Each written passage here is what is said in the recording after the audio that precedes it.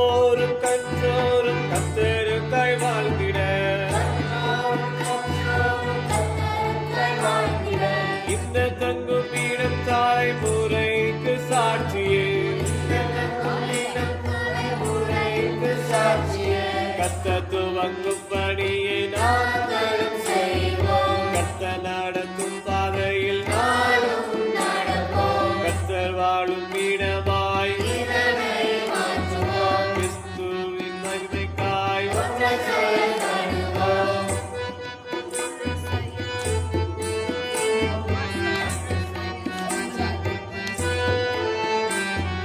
புதுப்பிக்கும் இந்த இடம் தலைமுறைகள் வளர்க்குமே. நினைவுகளோடு இங்கு வந்து சாட்சியராய் எழுப்புமே. கற்றோரும் செவிப்போரும் கிறிஸ்துவுக்காய் வாழ்ந்திட